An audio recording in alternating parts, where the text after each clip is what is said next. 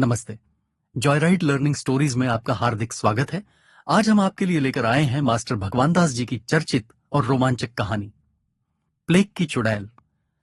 अगर आपको हमारी प्रस्तुतियां पसंद आती हैं तो हमें अपना समर्थन दें।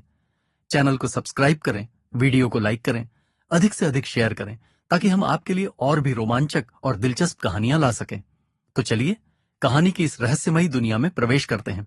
गत वर्ष जब प्रयाग में प्लेग घुसा और प्रतिदिन सैकड़ों गरीब और अनेक महाजन, जमींदार, वकील, मुख्तार के घरों के प्राणी मरने लगे तो लोग घर छोड़कर भागने लगे।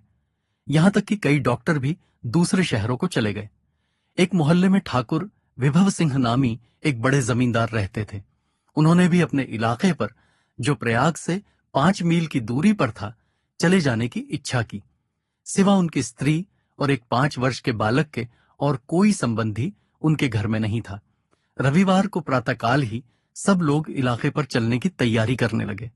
जल्दी में उनकी स्त्री ने ठंडे पानी से नहा लिया। बस नहाना था कि ज्वर चढ़ आया। हकीम साहब बुलाए गए और दवा दी गई, पर उससे कुछ लाभ न हुआ। सायंकाल को गले में एक गिलटी भी निकल आई। तब तो ठाकुर साहब और उनके नौकरों को अत्यंत व्याकुलता हुई। डॉक्टर साहब बुलाए गए। उन्होंने देखते ही कहा कि प्लेग की बीमारी है, आप लोगों को चाहिए कि ये घर छोड़ दें।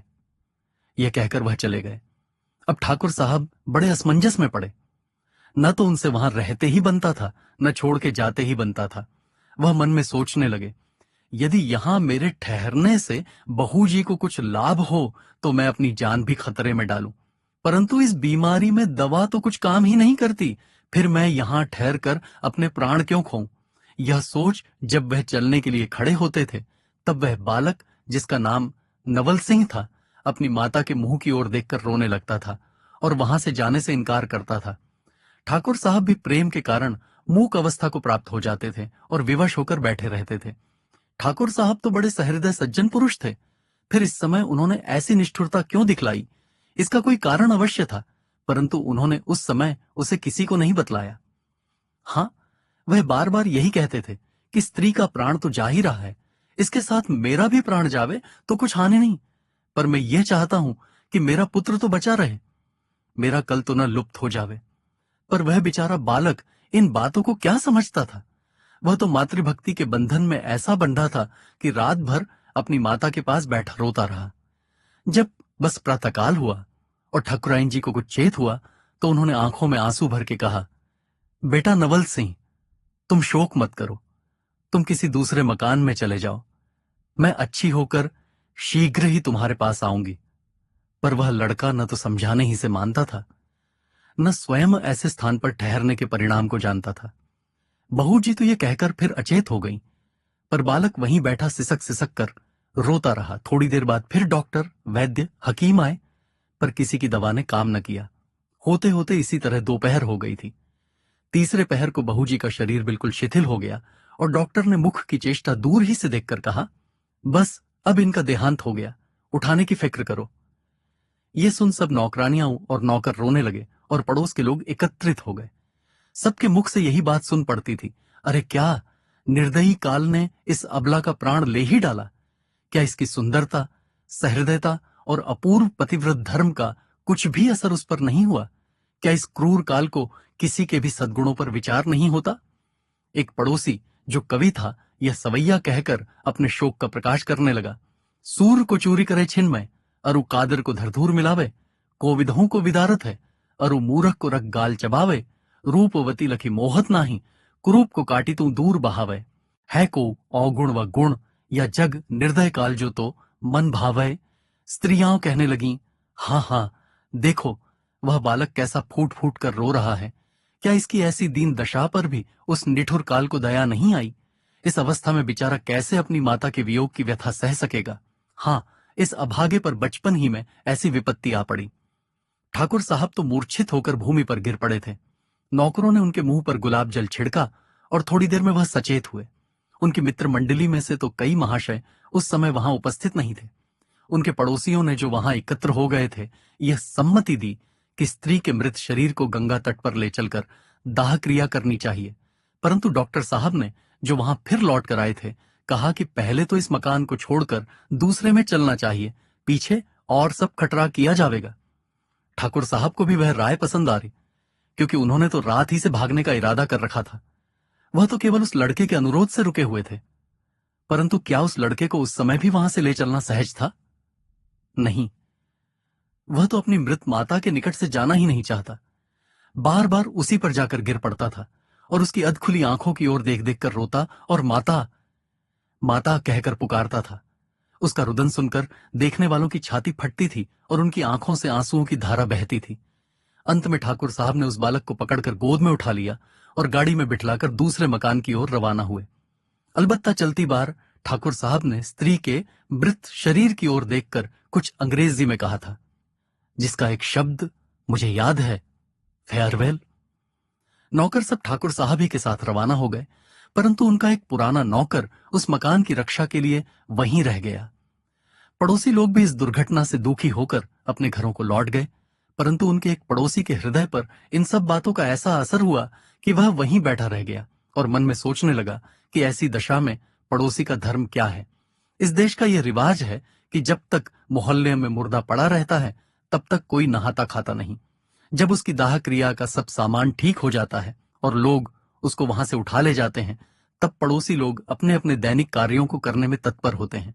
परंतु यहां का यह हाल देखकर वह बहुत विस्मित होता था और सोचता था कि यदि ठाकुर साहब भय के मारे अपने इलाके पर भाग गए तो मृतक की क्या दशा होगी? क्या इस पुण्यवती स्त्री का शरीर ठेले पर लद के जाएगा? उसने उस बुढ़े नौकर के आगे अपनी कल्पनाओं को प्रकाशित किया। उसने उत्तर दिया कि अभी ठाकुर साहब की प्रतीक्षा करनी चाहिए, देखें वह क्या आज्ञा देते हैं। वह पड़ोसी भी यही यथार्थ समझ के चुप हो गया और संसार की असारता और प्राणियों के प्रेम की निर्मूलता पर विचार करने लगा। उस समय उसे नानक जी का यह पद याद आया, सबह कुछ जीवत का व्यवहार, और सूरदास का कुसमय मीत का को कौन भी स्मरण आया। पर समय की प्रतिकूलता देख वह इन पदों को गा न सका, मन ही मन गुनगुनाता रहा। इतने ही में ठाकुर साहब के दो नौकर वापस आए और उन्होंने बूढ़े नौकर से कहा कि हम लोग पहरे पर मुकर्रर हैं और तुमको ठाकुर साहब ने बुलाया है। वह मत्तन सौदागर के मकान में ठहरे हैं, वहीं तुम जाओ। उस बुढ़े का नाम सत्य सिंह था। जब वह उक्त स्थान पर पहुंचा तो उसने देखा कि ठाकुर साहब के चंद मित्र, जो वकील, महाजन और अमले थे, इकट्ठे हुए हैं और वे सब एकमत होकर यही कह रहे हैं कि आप अपने इलाके पर चले जाइए। दाह क्रिया के झंझट में मत पड़िए, ये कर्म आपके नौकर कर देंगे, क्योंकि जब प्राण बचा रहेगा तो धर्म की रक्षा हो जाएगी। तब ठाकुर साहब ने इस विषय में पुरोहित जी की सम्मति पूछी। उन्होंने भी उस समय हाँ में हाँ मिलाना ही उचित समझा और कहा कि धर्मशास्त्र अनुसार ऐसा हो सकता है। इस समय चाहे जो दग्ध कर दे, इसके अनंतर जब सुविधा समझा जाएगा आप एक पुतला बनाकर दग्ध क्रिया कर दीजिएगा। इतना सुनते ही ठाकुर साहब ने पुरोहित जी ही से कहा, ये 30 रुपए लीजिए और मेरे 8 नौकर साथ ले जाकर कृपा करके आप दग्ध क्रिया करवा दीजिए और मुझे इलाके पर जाने की आज्ञा दीजिए। ये कहकर लड़के को साथ लेकर और मित्रों से विदा होकर ठाकुर साहब इलाके पर पधारे और पुरोहित जी सत्य सिंह प्रभृति 8 नौकरों को लेकर उनके घर पर गए। सीढ़ी बनवाते और कफन इत्यादि मंगवाते सायंकाल हो गया। जब नाइन बहू जी को कफन आने लगी, उसने कहा, इनका शरीर तो अभी बिल्कुल ठंडा नहीं हुआ है और आंखें अधखुली सी हैं, मुझे भय मालूम होता है। पुरोहित जी और नौकरों ने कहा, यह तेरा भ्रम है, मुर्दे में जान कहां से आई? जल्दी लपेट, ताकि गंगा तट ले चलकर इसका सतगत करें। रात होती जाती है, क्या मुर्दे के साथ हम लोगों को भी मरना है? ठाकुर साहब तो छोड़ ही भागे, अब हम लोगों को इन पचड़ों से क्या मतलब है? किसी तरह फूंक फांक कर घर चलना है। क्या इसके साथ हमें भी चलना है? सत्य सिंह ने कहा, भाई, जब नाइन ऐसा कहती है तो देख लेना चाहिए, शायद बहू जी की जान ना निकली हो। ठाकुर साहब तो जल्दी से छोड़ भागे, डॉक्टर दूर ही से देखकर चला गया। ऐसी दशा में अच्छी तरह जांच कर लेनी चाहिए। सब नौकरों ने कहा, सत्य सिंह, तुम तो सठिया गए हो, ऐसा होना असंभव है। बस देर न करो, ले चलो। ये कहकर मुर्दे को सीढ़ी पर रख कंधे पर उठा। सत्य सिंह का वचन असत्य और राम नाम सत्य कहते हुए दशाश्वमेध घाट की ओर ले चले। रास्ते में एक नौकर कहने लगा, 7 बज गए हैं, दग्ध करते करते तो 12 बज जावेंगे। दूसरे ने कहा, फूकने में निस्संदेह सारी रात बीत जाएगी। तीसरे ने कहा, यदि ठाकुर साहब कच्चा ही फेंकने को कह गए होते तो अच्छा होता। चौथे ने कहा, मैं तो समझता हूं कि शीतला, हैजा, प्लेग से मरे हुए मृतक को कच्चा ही बहा देना चाहिए। पांचवें ने कहा, यदि पुरोहित जी की राय हो तो ऐसा ही कर दिया जाए। पुरोहित जी ने, जिसे रात्रि समय श्मशान में जाते डर मालूम होता था, कहा, जब 5 पंच की ऐसी राय है तो मेरी भी यही सम्मति है, और विशेषकर इस कारण कि जब एक बार ठाकुर साहब को नरेनी अर्थात पुतला बनाकर जलाने का कर्म करना ही पड़ेगा, तो इस समय दग्ध करना अत्यावश्यक नहीं है। छठे और सातवें होने कहा कि बस चलकर मुर्दे को कच्चा ही फेंक दो, ठाकुर साहब से कह दिया जाएगा कि जला दिया गया। परंतु सत्य सिंह, जो यथा नाम तथा गुण बहुत सच्चा और ईमानदार नौकर था, कहने लगा, मैं ऐसा करना उचित नहीं समझता। मालिक का कहना और मुर्दे की गति करना हमारा धर्म है।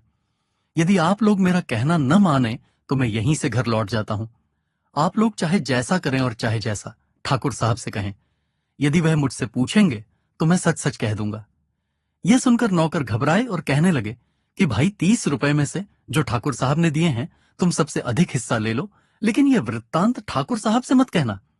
सत्य सिंह ने कहा, मैं हराम खौर नहीं हूं, ऐसा मुझसे कदापि नहीं होगा। लो, मैं घर जाता हूं, तुम लोगों के जी में जो आए सो करना।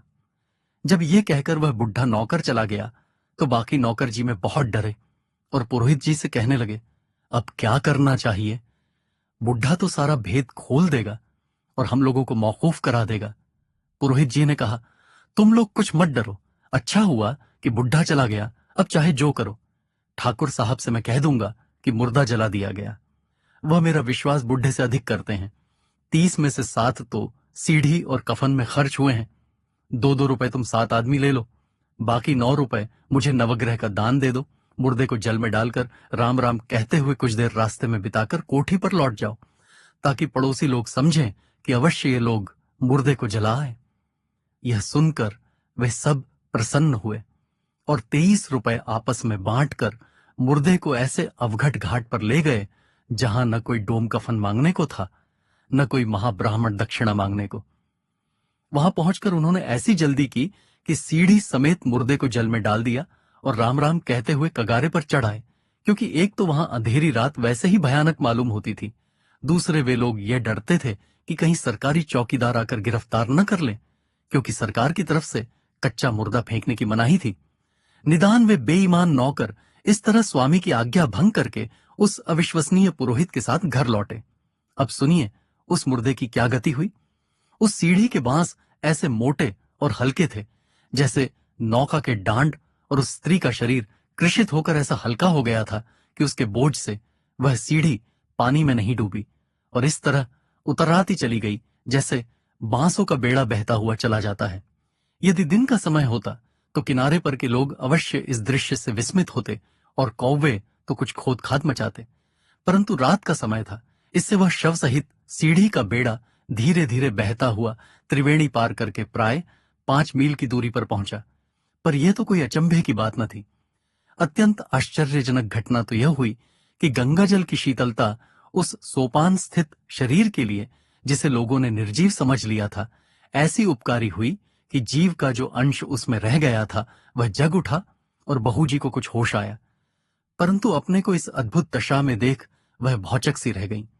उनके शरीर का यह हाल था कि प्राणांतक ज्वराग्नि तो बुझ गई थी, परंतु गले में की गिलटी ऐसी पीड़ा दे रही थी कि उसके कारण वह कभी कभी अचेत सी हो जाती थी। परंतु जब उस सर्वशक्तिमान जगदीश्वर की कृपा होती है तो अनायास प्राण रक्षा के उपाय उपस्थित हो जाते हैं। निदान वह सीढ़ी बहते बहते ऐसी जगह आ पहुंची जहां करौंदे का एक बड़ा भारी पेड़ तट पर खड़ा था और उसकी एक घनी डाली झुककर जल में स्नान कर रही थी और अपने क्षीरमय फल फूल गंगा जी को अर्पण कर रही थी।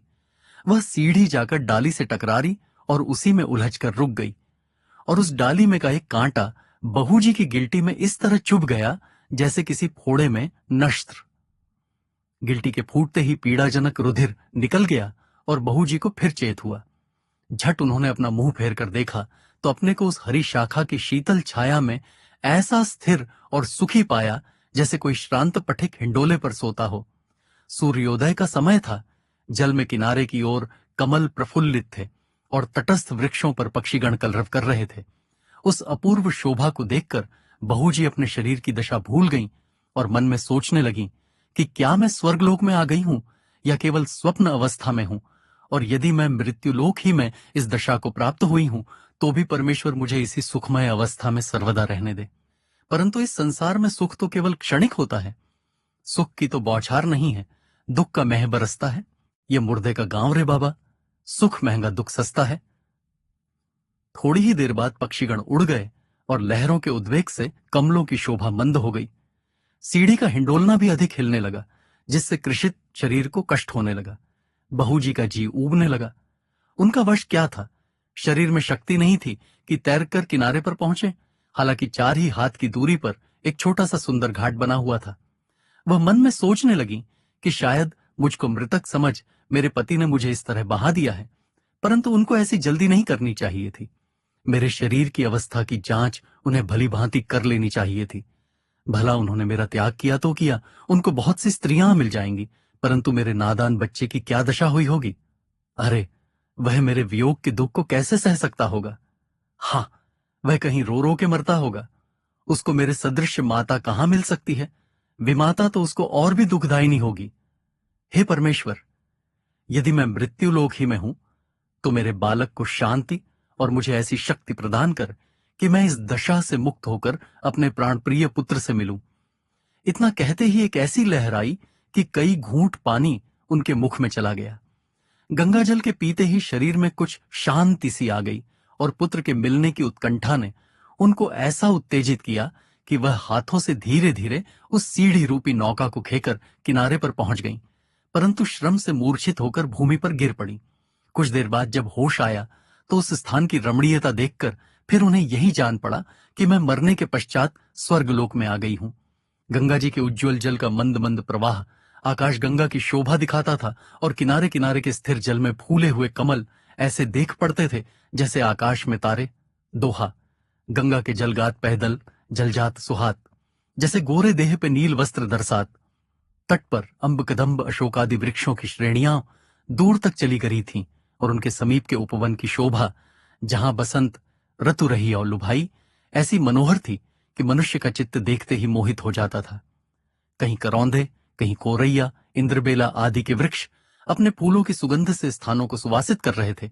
कहीं बेला, कहीं चमेली, केतकी, चंपा के फूलों से लदी हुई डालियां एक दूसरे से मिली हुई यूं देख पड़ती थीं जैसे पुष्पों की माला पहने हुए सुंदर बालिकाएं एक से एक हाथ मिलाए खड़ी हैं। उनके बीच बीच में ढाक के वृक्ष लाल फूलों से ढके हुए यूं देख पड़ते थे जैसे संसारियों के समूह में विरक्त बनवासी खड़े हों। इधर तो इन विरक्तों के रूप ने बहू जी को अपनी वर्तमान दशा की ओर ध्यान दिलाया, उधर कोकिला की कूक ने हृदय में ऐसी हूक पैदा की कि एक बार फिर बहू जी पति के वियोग की व्यथा से व्याकुल हो गईं और कहने लगीं कि इस शोक सागर में डूबने से बेहतर यही होगा कि गंगा जी में डूब मरूं। फिर सोचा कि पहले यह तो मैं विचार लूं कि मेरा मरना भी संभव है या नहीं। यदि मैं स्वर्गलोक के किसी भाग में आ गई हूं तो यहां मृत्यु कैसे आ सकती है? परंतु यह स्वर्गलोक नहीं जान पड़ता, क्योंकि स्वर्ग में शारीरिक और मानसिक दुखासक्रिक नहीं होते और मैं यहां दोनों से पीड़ित हो रही हूं। इनके अतिरिक्त मुझे क्षुधा भी मालूम होती है। बस निस्संदेह मृत्युलोक ही में इस दशा को प्राप्त हुई हूं। यदि मैं मनुष्य ही के शरीर में अब तक हूं और मरकर पिशाची नहीं हो गई हूं तो मेरा धर्म यही है कि मैं अपने अल्पवयस्क बालक को ढूंढकर गले से लगाऊं, परंतु मैं शारीरिक शक्तिहीन अबला इस निर्जन स्थान में किसे पुकारूं, किधर जाऊं? हे करुणामय जगदीश, तू ही मेरी सुध ले। यदि तूने द्रौपदी, दमयंती आदि अबलाओं की पुकार सुनी है तो मेरी भी सुन। यह कहकर गंगा जी की ओर मुंह फेर घाट पर बैठ गई और जल की शोभा देखने लगी। इतने ही में दक्षिण दिशा से एक दासी हाथ में घड़ा लिए गंगा जल भरने को आई। जब उसने पीछे से ही देखा कि कोई स्त्री कफन का श्वेत कपड़ा पहने अकेली चुपचाप बैठी है, उसके मन में कुछ शंका हुई। जब उसने देखा कि नीचे पानी में एक मुर्दा वाली सीढ़ी भी तैर रही है, तब तो उसे अधिक भय मालूम हुआ और उसने सोचा कि अवश्य कोई मरी हुई स्त्री चुड़ैल होकर बैठी है। जब उसके पांव की आहट पाकर बहू जी ने उसकी ओर मुंह फेरा और गिड़गिड़ाकर उससे कुछ पूछने लगी तो वह उनकी खोडराई हुई आंखों और अधमरी स्त्री किसी चेष्टा देखकर भय से चिल्ला उठी और चुड़ैल चुड़ैल करके वहीं घड़ा पटक कर भागी। बहू जी ने गला फाड़ फाड़ कर उसे बहुत पुकारा, पर वह न लौटी और अपने ग्राम में ही जाकर उसने दम लिया। जब उसकी भयभीत दशा देखकर और स्त्रियों ने उसका कारण पूछा, तब उसने सब वृत्तांत कह सुनाया, परंतु वह ऐसी डर गई थी कि बार बार घाट ही की ओर देखती थी कि कहीं वह चुड़ैल पीछे पीछे आती न हो। उस समय ग्राम के कुछ मनुष्य खेत काटने चले गए थे और कुछ ठाकुर विभव सिंह के साथ टहलने निकल गए थे। केवल स्त्रियां और लड़के गांव में रह गए थे। उनमें से किसी को यह साहस नहीं होता था कि घाट पर जाकर उस दासी की अपूर्व कथा की जांच करें। चुड़ैल का नाम सुनते ही वे सब ऐसी डर गई थीं कि अपने अपने लड़कों को घर में बंद करने लगी कि कहीं चुड़ैल आकर उन्हें चबा न डाले। उस समय ठाकुर साहब का लड़का नवल सिंह भी अपनी मृत माता का स्मरण कर कर नेत्रों से आंसू बहाता हुआ इधर उधर घूम रहा था और लड़कों के साथ खेलने की उसे इच्छा न होती थी। जब एक स्त्री ने उससे भी कहा कि भैया, तुम अपने बंगले में छिप जाओ, नहीं तो वह चुड़ैल आकर तुम्हें पकड़ लेगी, वह आश्चर्यचकित होकर पूछने लगा कि चुड़ैल कैसी होती है? यदि वह यहां आवेगी भी तो मुझे क्यों पकड़ेगी? मैंने उसकी कोई हानि नहीं की है। इधर तो ये बातें हो रही थीं, उधर बहू जी निराश होकर फिर मन में सोचने लगी कि यह तो निश्चय है कि मैं अभी तक मृत्युलोक में ही हूं, पर क्या वास्तव में मेरा पुनर्जन्म हुआ है? क्या मैं सचमुच चुड़ैल हो गई हूं, जैसा कि यह स्त्री मुझे देखकर कहती हुई भागी है? अवश्य इसमें कुछ भेद है, वरना मैं इन कृषित अंगों पर कफन का श्वेत वस्त्र लपटाए, काले नागों के से बालों के लट लटकाए हुए इस अज्ञात निर्जन स्थान में कैसे आ जाती? हे विधाता, मैंने कौन सा पाप किया जो तूने मुझे चुड़ैल का जन्म दिया? क्या पतिव्रत धर्म का यही फल है? अब मैं इस अवस्था में अपने प्यारे पुत्र को कहां पाऊंगी, और यदि पाऊंगी तो कैसे उसे गले लगाऊंगी? वह तो मेरी डरावनी सूरत देखते ही भागेगा, पर जो हो मैं उसे अवश्य तलाश करूंगी, और यदि वह मुझसे प्रेम नहीं मिलेगा तो उसको भी इसी दशा में परिवर्तित करने की चेष्टा करूंगी। यह सोचकर वह धीरे धीरे उसी ओर चली जिधर वह दासी भागी थी। दुर्बलता के मारे सारा देह कांपता था, पर क्या करे, क्षुधा के मारे रहा नहीं जाता था।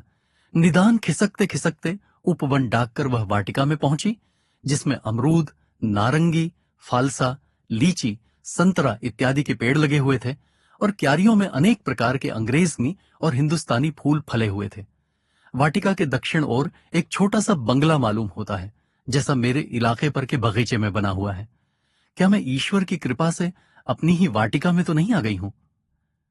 अरे, यह पुष्पमंडल भी तो वैसा ही जान पड़ता है जिसमें 3 वर्ष हुए नवल जी को गोद में लेकर खिलाती थी। मैं जब यहां आ रही थी तो ग्राम की स्त्रियों से सुना था कि निकट ही गंगा जी का घाट है। मैंने ठाकुर साहब से वहां स्नान करने की आज्ञा मांगी थी, परंतु उन्होंने नहीं दी। क्या उसी पाप का तो यह फल नहीं है कि मैं इस दशा को प्राप्त हुई हूं? परंतु उसमें मेरा क्या दोष था? स्त्री के लिए तो पति की आज्ञा पालन करना ही परम धर्म है। यह फल मेरे किसी और जन्म के पापों का मालूम होता है।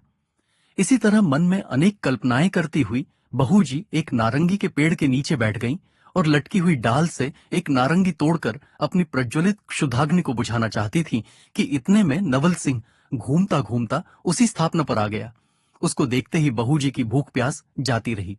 जैसे मृगी अपने खोए हुए शावक को पाकर उसकी ओर दौड़ती है, वैसे ही बहू जी झपट कर नवल सिंह से लिपट गई और बेटा नवल जी, बेटा नवल जी कहकर उसका मुख चूमने लगी। उस समय नवल सिंह की अपूर्व दशा थी। कभी तो बहू जी की डरावनी सूरत देखकर भय से भागना चाहता था, कभी माता के मुख की आकृति स्मरण करके प्रेमाश्रु बहाने लगता था और भोलेपन से पूछता था कि माता, तुम मर के फिर जी उठी हो और चुड़ैल हो गई हो? हम लोग तो तुमको घर ही पर छोड़ आए थे, तुम अकेली गिरती पड़ती यहां कैसे आ गई हो? बहू जी ने कहा, बेटा, मैं नहीं जानती कि मैं कैसे इस दशा को प्राप्त हुई हूं। यदि मेरा शरीर बदल गया है और मैं चुड़ैल हो गई हूं, तो भी मेरा हृदय पहले ही का सा है और मैं तुम्हारी ही तलाश में खिसकते खिसकते इधर आई हूं। इधर तो इस प्रकार प्रेमालिंगन और प्रश्नोत्तर हो रहा था। उधर ग्राम में स्त्रियों ने दूर ही से घटना देखकर हाहाकार मचाया और कहने लगी, अरे, नवल जी को चुड़ैल ने पकड़ लिया, चलियो, दौड़ियो, बचाइयो। अरे, ये क्या अनर्थ हुआ? हम लोग क्या जानती थीं कि वह डाइन वाटिका में आ बैठी है, नहीं तो नवल जी को क्यों उधर जाने देती। इसी तरह सब दूर ही से कौआ रोर मचा रही थी, परंतु डर के मारे कोई निकट नहीं जाती थी। इतने ही में विभव सिंह और उनके साथ जो गांव के आदमी टहलने गए थे वापस आ गए। ये कोलाहल देखकर उनको बड़ा आश्चर्य हुआ। उस दासी के मुंह से वृत्तांत सुनकर ठाकुर साहब ने कहा, मुझे प्रेत योनि में तो विश्वास नहीं है, पर ईश्वर की अद्भुत माया है, शायद सच ही हो। यह कहकर और झट बंगले में से तमंचा लेकर वह उसी नारंगी के पेड़ की ओर झपटे जहां नवल सिंह को चुड़ैल पकड़े हुए थी, और गांव वाले भी लाठी ताने उसी ओर दौड़े। पिता को आते देखकर लड़के ने चाहा कि अपनी माता के हाथों से अपने को छुड़ाकर और दौड़कर अपने पिता से शुभ संदेश कहे, लेकिन उसकी माता उसे नहीं छोड़ती थी। ठाकुर साहब ने दूर ही से यह हाथापाई देखकर समझा कि अवश्य चुड़ैल उसे जोर से पकड़े हैं, और ललकार कर कहा, बेटा घबराओ मत, मैं आया। जब पास पहुंचे उन्होंने चाहा कि चुड़ैल को गोली मारकर गिरा दें, पर लड़के ने चिल्ला के कहा, इन्हें मारो मत, मारो मत, माता है माता। ठाकुर साहब को उस घबराहट में लड़के की बात समझ में नहीं आई, और चूंकि वह पिस्तौल तान चुके थे उन्होंने फायर कर ही दिया। आवाज होते ही बहूजी अचेत होकर भूमि पर गिर पड़ी और लड़का चौंक कर जमीन पर बैठ गया। ठाकुर साहब ने उसे गोद में उठा लिया और कहा, बेटा डरो मत, अब तुम बच गए। बताओ तो ये कौन है, क्या वास्तव में चुड़ैल है? बहूजी को अचेत देखकर अब आदमी चिल्लाकर कहने लगे, चुड़ैल मर गई, चुड़ैल मर गई। यह सुनकर स्त्रियां भी समीप आईं और चारों ओर खड़ी हो देखने लगी। उनमें से वह दासी बोली, यही दुष्टिन चुड़ैल है जो घाट पर बैठी थी और यहां आकर नवल जी को निगलना चाहती थी। दूसरी स्त्रियां कहने लगी, हमने तो सुना था कि डायनों और चुड़ैलों के बड़े बड़े दांत और नख होते हैं, इसके तो वैसे नहीं है। यह निगोड़ी किस प्रकार की चुड़ैल है? एक ने कहा, यह डायन की बच्ची है, बढ़ने पर इसके भी दांत बड़े होते। इधर तो यह ठिठोलियां हो रही थीं कि उधर जब नवल सिंह को निश्चय हुआ कि माता गोली की चोट से मर गई तो वह शोक के मारे अचेत हो गया। अब सब लोग भयातुर होकर उसकी ओर देखने लगे। कोई कहता था कि यह पिस्तौल की आवाज से डर गया है, कोई कहता था कि इसे चुड़ैल लग गई है। निदान जब वह कुछ होश में आया तो रो रो के कहने लगा, यह तो मेरी माता है, मैंने तो मना किया था, आपने इन्हें गोली से क्यों मारा? ठाकुर साहब ने कहा, तुम्हारी माता तो मर गई और पुरोहित जी की चिट्ठी कल रात ही को आ गई कि उनको गंगा के तट पर ले जाकर जला दिया। ये चुड़ैल तुम्हारी माता कैसे हो सकती है? लड़के ने कहा, आप समीप जाकर पहचानिए तो कि यह कौन है। ठाकुर साहब ने निकट ध्यान देकर देख पड़ा। जब छाती पर से कपड़ा हटाकर देखा तो मुख की आकृति उनकी स्त्री ही की सी देख पड़ी, और मस्तक पर मस्सा भी वैसा ही देखा, तो हृदय पर 2 तिल भी वैसे ही देख पड़े जैसे बहूजी के थे। तब तो ठाकुर साहब बड़े विस्मित हुए और कहने लगे, क्या आश्चर्य है, ये तो मेरी प्रिय पत्नी ही मालूम होती है। फिर उन्होंने लड़के से कहा, बेटा तुम सोच मत करो, मैंने इन्हें गोली नहीं मारी है। तुमने जब मना किया तो मैंने आकाश की ओर यह समझकर गोली चला दी कि यदि कोई बला होगी तो तमंचे की आवाज ही से भाग जाएगी। लड़के ने कहा, देखिए इनके गले में गोली का घाव है, आप कहते हैं कि मैंने गोली नहीं मारी। ठाकुर साहब ने कहा, यह तो गिल्टी का घाव है, मेरी गोली तो आकाश में तारा हो गई। इसके अनंतर ठाकुर साहब ने सब लोगों को वहां से हटा दिया और स्वयं कुछ दूर पर खड़े होकर गांव की नाइन से कहा, तुम बहूजी के सब अंगों को अच्छी तरह पहचानती हो, पास आकर देखो तो कि ये वही है, कोई दूसरी स्त्री तो नहीं है। नाइन डरते डरते पास गई और आंखें फाड़ फाड़ कर देखने लगी। इतने में बहूजी को कुछ होश आया और बहू ज्यों ही उठ के बैठने लगी त्यों ही नाइन भाग खड़ी हुई। बहूजी ने उसे पहचान कर कहा, अरे बदमिया, मेरा बच्चा कहां गया? नवल जी को जल्द बुला, नहीं तो मेरा प्राण जाता है। ठाकुर साहब तो मेरे प्राण ही के भूखे हैं, प्रयाग जी में मुझे बीमार छोड़कर भाग आए। जब मैं किसी तरह यहां आ रही तो मुझ पर गोली चला रही। न जाने मुझसे क्या अपराध हुआ है। यदि प्लेग से मरकर मैं चुड़ैल हो गई हूं तो इस प्रेत शरीर से भी मैं उनकी सेवा करने को तैयार हूं। यदि वह मेरी इस वर्तमान दशा से घृणा करते हैं तो मुझसे भी यह तिरस्कार नहीं सहा जाता। मैं जाकर गंगा जी में डूब मरूंगी, पर एक बार मेरे बच्चे को तो बुला दे, मैं उसे गले तो लगा लूं। अरे उसे छोड़कर मुझसे कैसे जिया जाएगा? हे परमेश्वर, तू यहीं मेरा प्राण ले ले। ये कहकर वह उच्च स्वर से रोने लगी। ठाकुर साहब से ये सच्चे प्रेम से भरे हुए वियोग के वचन नहीं सहे गए। उनका हृदय गदगद हो गया, रोमांच हो आया और आंखों से आंसू गिरने लगे। झट दौड़कर उन्होंने बहूजी को उठा लिया और कहा, मेरे अपराध को क्षमा करो, मैंने जानबूझकर तिरस्कार नहीं किया। यदि तुम मेरी पत्नी हो तो चाहे तुम मनुष्य देह में हो या प्रेत शरीर में, तुम हर अवस्था में मुझे ग्राह्य हो। यद्यपि मेरे मन का संदेह अब भी नहीं गया है, इसकी निवृत्ति का यत्न मैं धीरे धीरे करता रहूंगा, पर तुमको मैं अभी से अपनी प्रिय पत्नी मानकर ग्रहण करता हूं। यदि तुम्हारे संसर्ग से मुझे प्लेग पीड़ा व प्रेत बाधा भी हो जाए तो कुछ चिंता नहीं, मैं अब किसी आपत्ति से नहीं डरूंगा। यह कहकर वह बहू जी को अपने हाथों का सहारा देकर लता भवन में ले गए और नवल जी को भी वहीं बुलाकर सब वृत्तांत पूछने लगे। इतने ही में सत्य सिंह भी शहर से आ गया।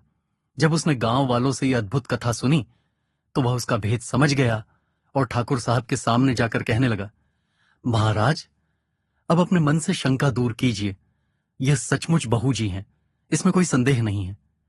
जब कल नाइन इनको कफनाने लगी थी तो उसने कहा था कि उनकी देह गर्म है। मैंने इसकी जांच करने के लिए कहा, पर दुष्ट नौकरों ने न करने दिया और उन्होंने ले जाकर कच्चा ही गंगा जी में फेंक दिया। अच्छा हुआ, नहीं तो अब तक जलकर बहू जी राख हो गई होती। मुझे निश्चय है कि बहू जी की जान नहीं निकली थी और गंगा जी की कृपा से वह बहती बहती इसी घाट पर लगी और जी उठी। अब अपना भाग्य सराहिए, से अपनाइए और बधाई बजाइए।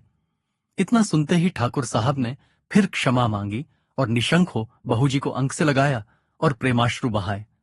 बहू जी भी प्रेम से विह्वल होकर नवल जी को गोद में लेकर बैठ गईं और उनके कंधे पर अपना सिर रख रोने लगीं। जब गांव वालों ने यह वृत्तांत सुना तो वे आनंद से फूल उठे और बहू जी के पुनर्जन्म के उत्सव में मृदंग, मंजीरा और फाग से डफ बजाकर नाचने गाने लगे और स्त्रियां सब पान फूल मिठाई लेकर दौड़ी और बहू जी को देवी मानकर उनका पूजन करने और क्षमा मांगने लगीं। बहू जी ने कहा, इसमें तुम लोगों का कोई दोष नहीं, यह मेरा दुर्भाग्य था जिसने ऐसे दिन दिखाए। अब ईश्वर की कृपा से जैसे मेरे दिन लौटे हैं वैसे ही सबके लौटें। अगर आपको यह कहानी पसंद आई हो तो वीडियो को लाइक करें और चैनल को सब्सक्राइब करना न भूलें। धन्यवाद।